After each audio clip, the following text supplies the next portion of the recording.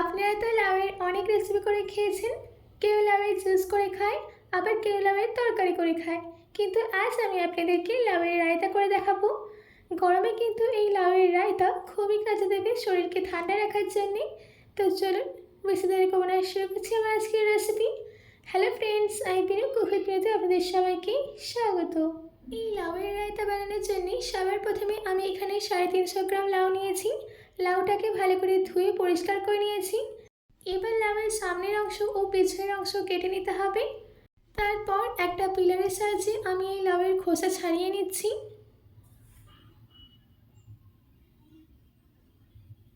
দেখুন লাউয়ের খোসা ছাড়ানো হয়ে গেছে। এবার লাউটাকে আমি 3টে ভাগে কেটে নিচ্ছি। লাউ কেটে নেওয়া হয়ে গেলে লাউটাকে গ্রেট করে নেব। তার জন্য আমি একটা গ্রেটারের বড় সাইজের হোল দিয়ে লাউটাকে গ্রেট করে নেব।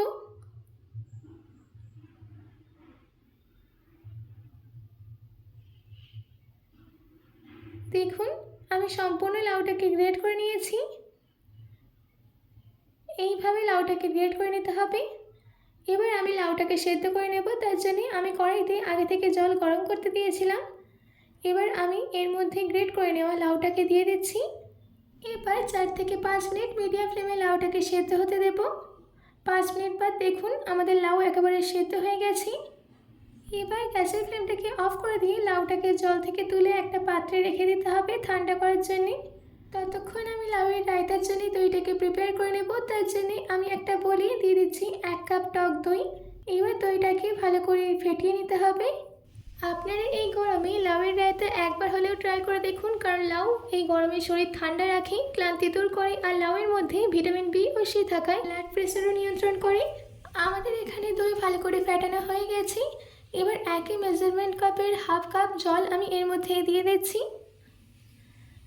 তারপর আবারও ভালো করে মিশিয়ে নিচ্ছি। ভালো করে মেশানো হয়ে গেলে এর মধ্যেই দিয়ে দিতে হবে 1 চামচ ভাজা জিরে গুঁড়ো, হাফ চামচ গোলমরিচ গুঁড়ো, হাফ চামচ বিট নুন, হাফ চামচ নুন। নুনটা আপনারা আপনাদের স্বাদ অনুযায়ী দেবেন। দিচ্ছি 1 চামচ লঙ্কা গুঁড়ো, 2টো কাঁচা লঙ্কা কুচি, ঝালটা আপনাদের ইচ্ছা মতো দেবেন, আর দিয়ে দিচ্ছি ধনেপাতা কুচি। এবার এই সব কিছুকে ভালো করে মিশিয়ে নিতে হবে।